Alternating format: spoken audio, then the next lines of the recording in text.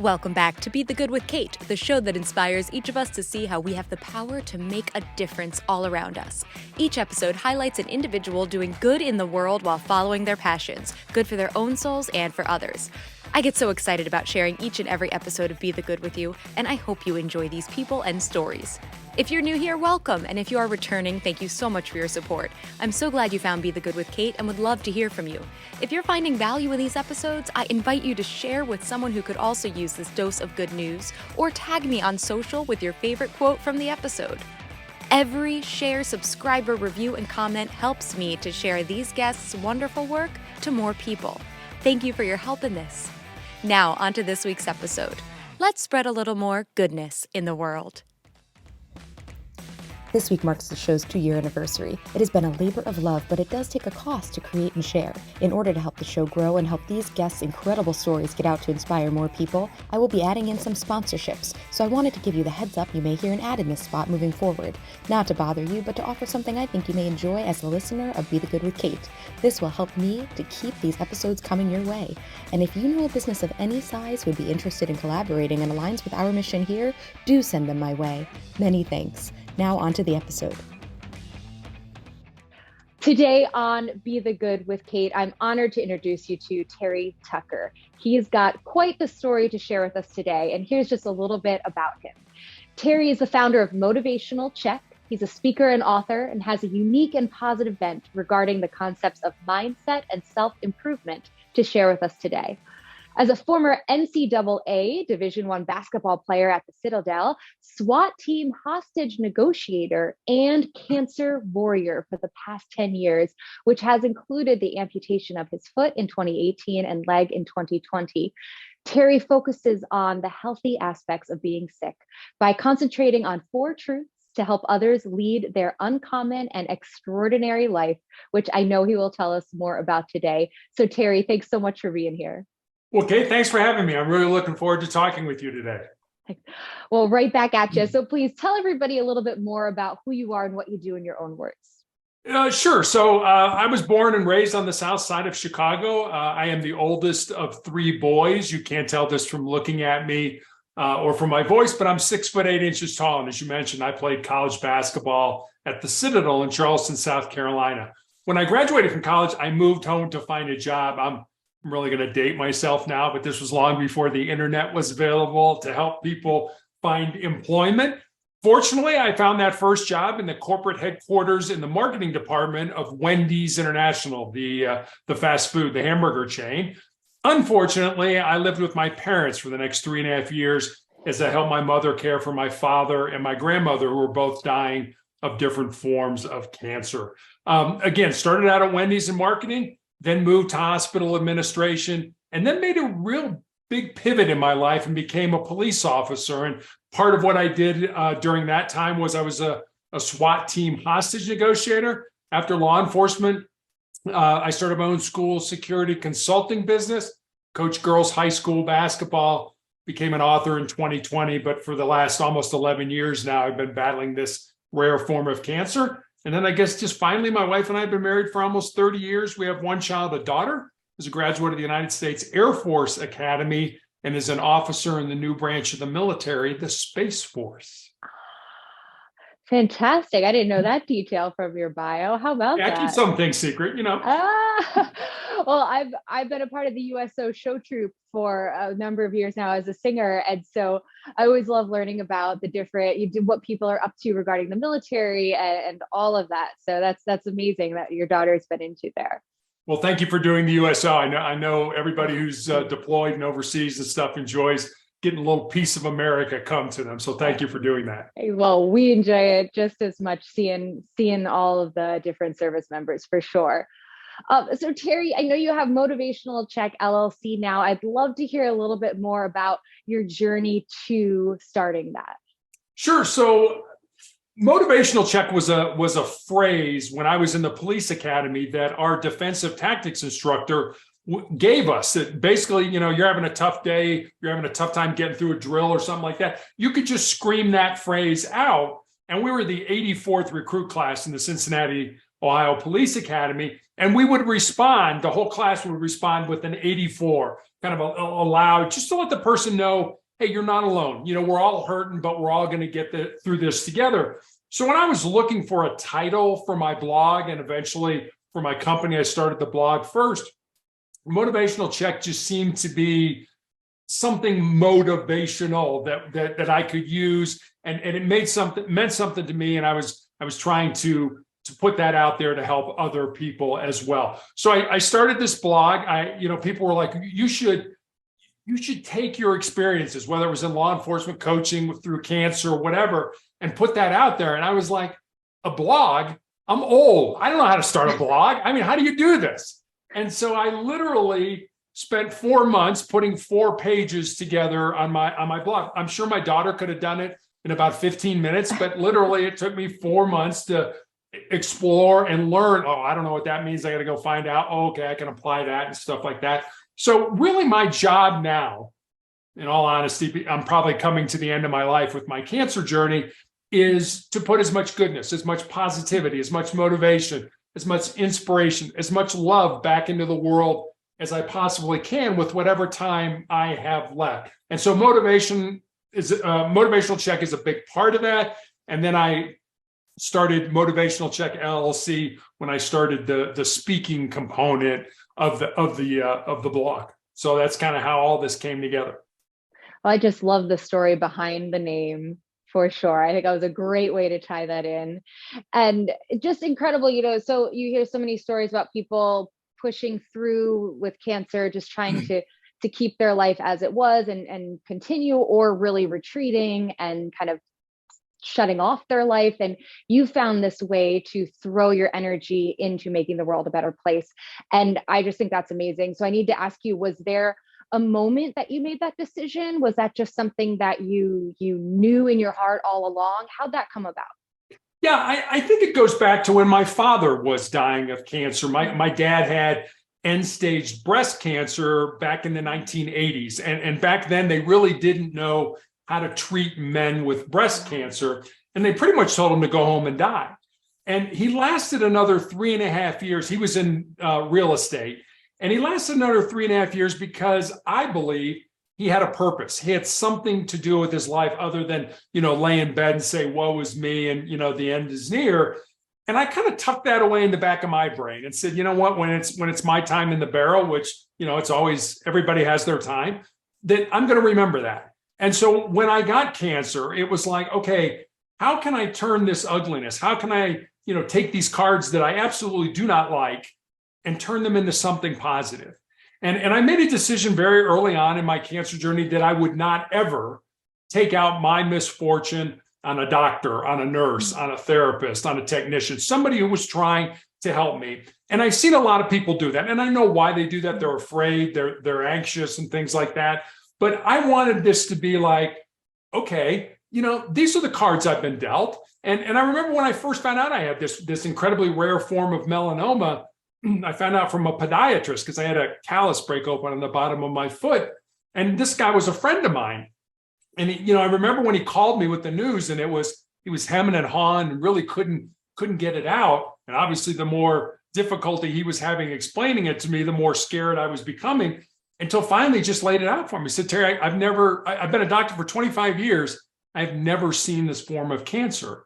You have this rare form of melanoma that appears on the bottom of the feet and the palms of the hands. And he recommended I go to MD Anderson Cancer Center in Houston and be treated for that. And I remember going through all the, I guess, emotions that we would associate with grief. First it was denial. I can't possibly have cancer. I've done everything right in my life. I've exercised, I've eaten right. And then I got mad, like I've done everything right in my life. Why am I going through this? And then I got to a point where it was kind of bargaining with God. Our daughter was in high school when I got cancer. And it was like, look, just let me live long enough for her to graduate from high school.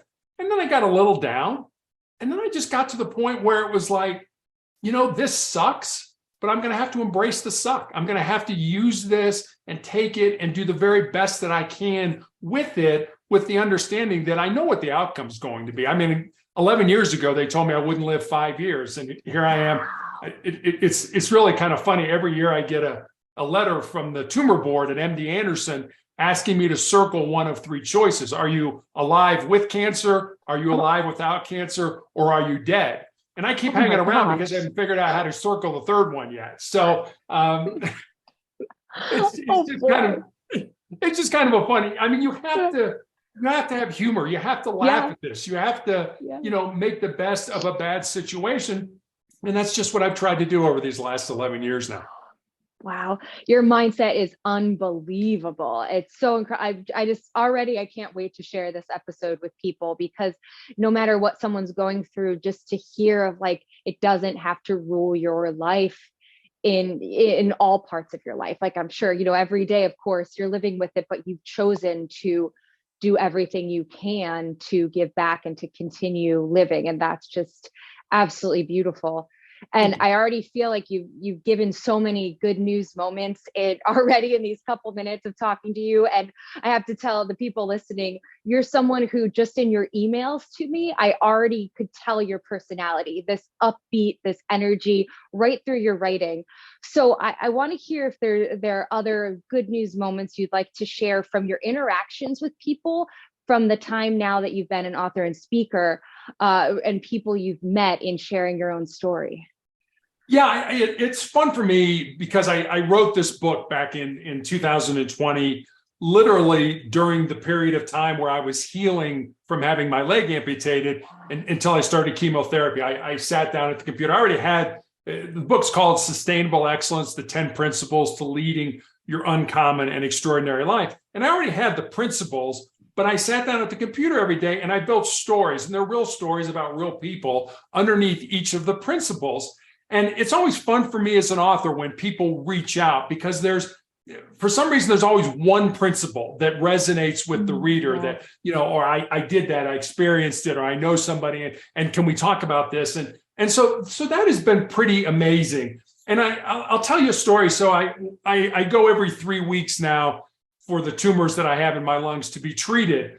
And there was a nurse when I first started in the infusion center. She was also starting. But she was about 25 years old, already a nurse, but learning how to do things on the unit. And about 8 months later, she was taking care of me by herself. And she said, "Terry, I've got a story I want to tell you, but I'm a little uncomfortable telling you that." And I mean, I didn't know how to respond to that. It was like, well, it sounds like it might be a great story. I hope you find the courage to tell me. And so she was in and out doing things. And about 2 hours later, she came into the room, and I'm sitting in the chair, and she sat down in the bed, and she's like, "All right, here's the story." She's like, "When I first met you," she said, "I was going to get out of nursing. I'd had a very good friend of mine die. I was in a really dark place. I talked to my mom and dad, and I was going to quit nursing, and I was going to go to work for Amazon." And she said, "Then I met you, and I saw what you go through every 3 weeks. I see all the ugliness. And then I went back in your chart, and I read everything that you've been through, losing your leg, losing your foot, the drugs that you were on and things like that." And she said, "I knew I was where I was supposed to be." Now, if she would have never told me that story, I would have had no idea that my life had an impact on her in that way. And I always tell people, I don't care how ugly things are for you, how dark they are, you would be amazed at the people that are watching you and would give anything to walk in your shoes, or would look at you and say, "Oh my gosh, that person has so much potential." And we kind of dismiss it like, "Oh no, I'm just a sick, dying old man." No, you're not. You're still vibrant. You're still here. And I remember when I had my, my leg amputated, about 6 months later, my doctor showed me the CAT scans for when I had the cancer in my leg and the tumors in my lungs. And I have no medical background. I don't know how to read a CAT scan or anything like that. But I kind of know, like, well, that doesn't look like it should be there, and things like that. So I'm looking at this CAT scan, and I had these big tumors in my lungs. I had fluid all around the pleural spaces on the outside of my lungs. And I looked at my doctor, and I was like, "How was I alive?" And he kind of grinned and sort of shook his head. And he's like, "I have absolutely no idea how you were alive, during that period," which said to me that God's not done with me yet. When I die, how I die, where I die, way above my pay grade. Don't spend a lot of time worrying about it. Spend more time now living the life that I think he wants me to do. And I think, again, that's to put as much goodness, positivity, motivation, love back into the world as I possibly can. Well, just as you were telling that story, what kept going through my mind was God is not done with Terry yet. God, and then you said it. Exactly. Exactly. Exactly. Yeah. And again, I don't know why I'm still here. I think I know. I think I'm doing what God wants me to do, but I'm on a clinical trial drug now that I started with other people, and they've all passed away. And so, it's like, why am I sort of the last man standing? Why am I the standard bearer? But I am. And that's the way I feel about it. It's like, look, I'm not going to quit. I'm going to keep going. I don't care how bad it is, because the way I look at it, and one of the things I learned from team sports, and I think for me it was sports. I think it can be with whatever team you're on, your family, your colleagues, your friends, whatever it is. One of the things that team sports taught me is the importance of being part of something that's bigger than yourself. You realize on a team that if you don't do your job, not only do you let yourself down, but you let your teammates down, your coaches down, your fans down, et cetera. And if you think about it, the biggest team game that we all play is this game of life. And so, being in a situation where I'm on this drug now that more than likely is not going to save my life, but it may save the life of somebody 5 years from now or 10 years from now that I'll never meet, based on the data that the doctors are gleaning from my blood tests and my scans and things like that. And to me, that's part of being something that's bigger than yourself. Wow. Terry, when it gets extra hard, because I'm sure that it just must be a roller coaster of emotions, are there sayings or mantras or rituals that you go back to help you through? I pray. I pray for about an hour every day, and I pray for, I'd be lying to you, Kate, if I told you I didn't pray for myself. I certainly do. But you better add that to your prayer list. Yeah. I pray for all the people that I've met over the years, that have had cancer, that are still fighting and things like that. So prayer is incredibly important to me. And I had a nurse. It seems like all my stories are nurse or basketball, so hang with me on this. So okay. I had a nurse one time who asked me, she said, what was it like to have your foot amputated and to have your leg amputated? And I told her the stories. I mean, I had my leg amputated right in the middle of COVID. I was not allowed to have anybody with me. It was my wife dropped me off at the hospital. I was the only surgery that day. I was in this huge, pre-op room by myself. I said it was horrible. Yeah. But what I told her is that cancer can take all my physical faculties, but cancer can't touch my mind, it can't touch my heart, and it can't touch my soul. And that's who I am. That's who you are, Kate. That's who everybody that is listening to us really is. And we spend a lot of time on our bodies. And I'm not saying you shouldn't. Yes, you should go to the gym. Yes, you should eat right. Yes, you should get enough rest, all that kind of stuff. But I don't think we spend enough time on our heart, our mind, and our soul, because that's really who we are. I mean, this body goes away at the end of the day, when we're done with it. It's just a vessel or a house to hold who we really are. So when things get bad, and they get bad all the time, I just think about what's really important, and I focus on the things that I can control. I'll tell you one more story. When I was at the Citadel, we had a president there by the name of James Stockdale, and he was an admiral in the Navy when he retired. And he had been the highest ranking prisoner of war at the Hanoi Hilton, the prisoner of war camp during the Vietnam War. And he organized the resistance, and he did all kinds of stuff. And he was awarded the Medal of Honor, the highest award that the military awards for bravery. And I remember being at an event with him. I mean, he was the president of the college. I was just a cadet. I didn't spend a lot of time with him. But somebody asked him, who were the people that survived that horrible, that endured that? He was 8 years a prisoner of war.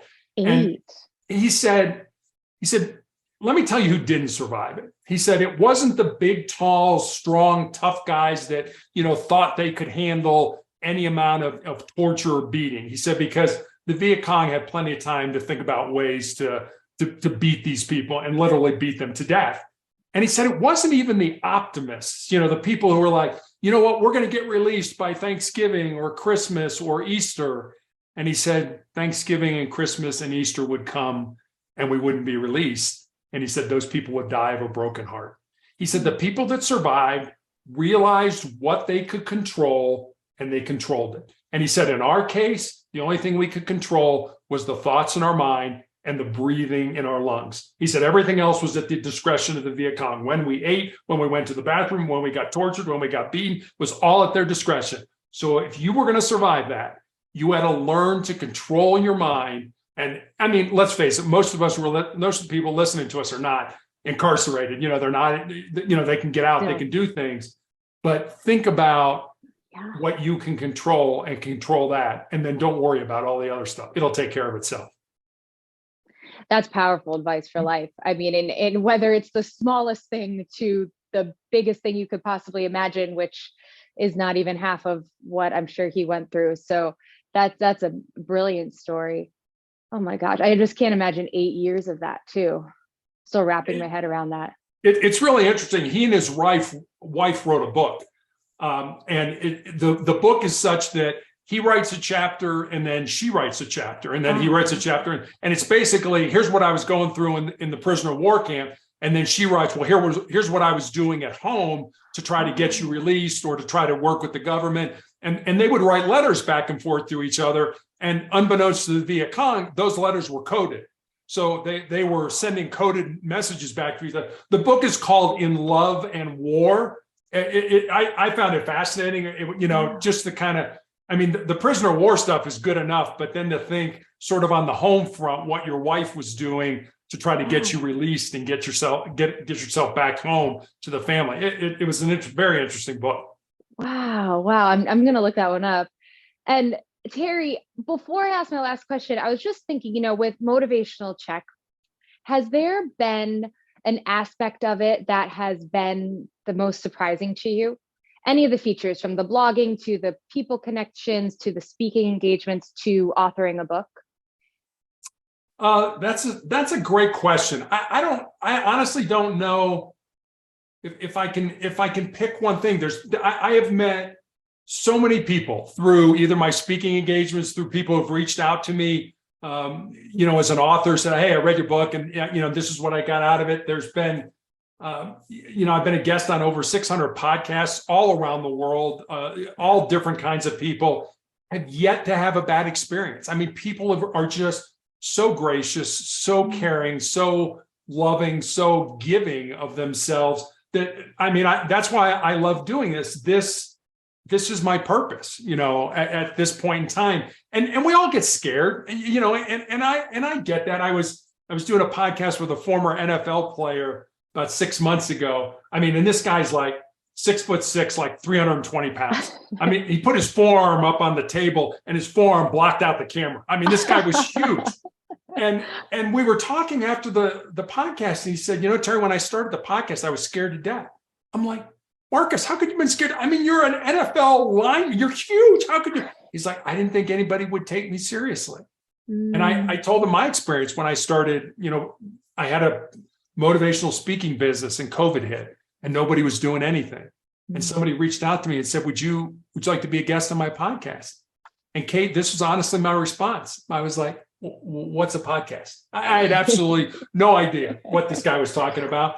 And he said, well, it's this. And I'm like, yeah, sure. Like so many people during COVID, I had to figure out a different way to retool how I delivered my business, how I did what I do. And I said, sure. But I remember when I started, I had Post-it notes all around my camera, and somebody would ask me a question. I'd be like, well, the answer to that is the person.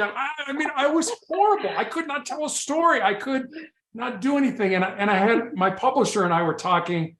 And I said, I listen to every podcast I've been on because I want to do better. I want to be a better guest for the hosts that allow me to come on their show. He's like, Terry, you don't understand. It's not about being good. It's just about not sucking. And I said, well, thanks for the title of my next book, Just Don't Suck. But I said, no, that's not what it's about. I want to be good at this. If I'm going to spend my time doing it, why would I not want to be good for myself, but also be good for the hosts that allow me to come on their show? So it's just a different perspective of, I guess, looking at it. And I don't know, that's kind of a long-winded answer to your question. So hopefully it answered it. Not at all. And so that is relatable with that. I listen back to everything I do, however painful it feels, right? Why is it so hard to listen to ourselves talk? But it is. But you know what? If I didn't, I would still be however I was that first time I turned on the camera to do the first episode. Right. And it helps so much. And we just have to, even if that's a minuscule fear on the big picture of life, it's like every bit counts in that. Face that little fear and you'll start to face bigger fears. It really is true. And people ask me, are you ever afraid? I'm like, I'm afraid all the time. I go to treatment every 3 weeks. I get, stuck with needles all over. I throw up, I shake, I do all this ugly stuff, but I keep doing it. And again, going back to what I said about being part of something that's bigger than yourself, it's like, yeah, I mean, I'm not a masochist. I mean, I don't enjoy any of this. This is not something that, I wish I was doing, but I'm afraid all the time. But I guess that's the difference, between somebody who's paralyzed by fear and somebody that can move through it and say, okay, I'm not going to like this. But, it kind of goes back to, you mentioned the 4 truths. And one of the truths is to embrace the pain and the difficulty that we all experience in life and use that pain and difficulty to make us stronger and more resilient. So instead of running from pain, instead of saying, no, get away from me, I don't want to do this, you do just the opposite. You take that pain, you flip it inside, you burn it as fuel, you use it as energy to make you stronger and more resilient. And I know people are going to listen to say, oh, yeah, Terry, you can do that. I could do it. Trust me, I am the biggest wimp in the world. So if I can do it, I promise anybody listening to us can do it. Oh, I love that. Hey, what are the other 3 from the list? The other 3, the first one, and I think the first one really is the most, I used to think there was not one that was more important than the other, but I really think this one is the most important. The first one is control your mind, or your mind is going to control you. I mentioned the second one. The third one I look at more as a legacy type of truth, and it's this: what you leave behind is what you weave in the hearts of other people. And then the fourth one, I think, is pretty self-explanatory. It's as long as you don't quit, you can never be defeated. And I call those, they're my 4 truths, but I call them the sort of the bedrock of my soul. They're just a good place, I think, to build a quality life from. Great. Oh, that's so great. I know, Terry, last question for you. I've been asking everybody this the past season, and it's so interesting to hear what people have to say on it. If someone came to you, and perhaps they already have, and said, I want to make a difference with my time here on Earth. I'm overwhelmed. I don't know how to start. Is there any advice you'd give them?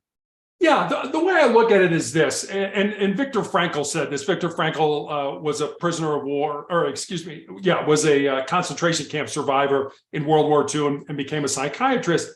And he talks about the importance of finding our purpose in life. And I can't stress how important that is. And I guess maybe I should say finding our purposes in life, because I think back on my life. When I was young, I felt my purpose was athletics, was to play sports. And then as I became an adult, it was more to get into law enforcement and do the things that I did there. And now, as I'm coming to the end of my life, to do the things that I've already mentioned. So I think you can have multiple purposes, but I think that's got to be the focus of our lives. And so many people live a casual life. And because of living that type of life, their goals, their dreams, their ambitions become a casualty of that unplanned living. So I would tell people, find your purpose in life. And you do that by using your unique gifts and talents. Kate, you're a performer, you've got a beautiful voice, you're a dancer, you're all those kind of things. I could never do that stuff. That's not my gifts. Those aren't the things that God gave me. Those are the things that he gave you, and you use them, to help people. You do USO shows and things like that. I mean, maybe you're good in math, maybe you're good in science, maybe you're good in English. Well, whatever it is, maybe you're good with your hands, you fix cars, whatever. Find your purpose in life based on your goals, based on your talents and your abilities, and then live that life. And I mean, really live it. And people, well, I don't know what to do. I know you don't know what to do. Do something. Just start here. Start now. I mean, you don't have to have all the, think back about the story I heard about Sarah Blakely, who started Spanx, who her husband said, she just did it. He even said she would have waited. If she would have waited to have everything lined up, to have everything in a row, somebody would have beat her to the punch. But he said, you know what? She just did it and figured it out as she went along. That's what I would recommend to people. Use your unique gifts and talents and just do it. And if it doesn't work, then do something else and do something else. And eventually you'll get to the point where you'll find your purpose in life. And if you live that purpose, when the end comes, when death comes, not going to be nearly as scary because you actually live the reason that you were put on this earth to do. Terry, I just want to rewind and start at the beginning and listen to all of this over again right away, because it's been filled with just inspiration and just beauty from how your whole mindset and your whole outlook and everything you've been through, and now how you're living this life. I mean, it sounds like you always have lived a life of giving back, but now just with your whole being of making the world a better place. And I can't thank you enough for you being you, and also for sharing it with my listeners today. I can't wait to share this. Well, Kate, thanks for having me on. I really enjoyed talking with you. 2 shout-outs of good deed doers this week. Scott Rebholz from Nicole Rebholz. Nicole says, my husband, Scott, and Nicole have 3 beautiful boys and are about to welcome number 4. Scott balances a full-time job in education, inspiring students with fatherhood, and he is so present and filled with love. Number 2 is Kathleen Seelig, nominated by Julie Chericello. A second shout-out this week goes to Kathleen of Hunterdon Medical Center in New Jersey. Julie says, I don't know anyone that doesn't love Kathleen Seelig. She is a thoughtful and kind person who always makes time to help her coworkers, even when her own schedule is packed. Thanks so much for listening to Be the Good with Kate Chericello. Whether you're listening on YouTube or via podcast, it would mean the world if you liked, subscribed, and or left a review. You heard about the good? Now go out and be the good in your life this week. If you have stories of good news that need to be shared, please send me a message. Thanks again, and have a great week.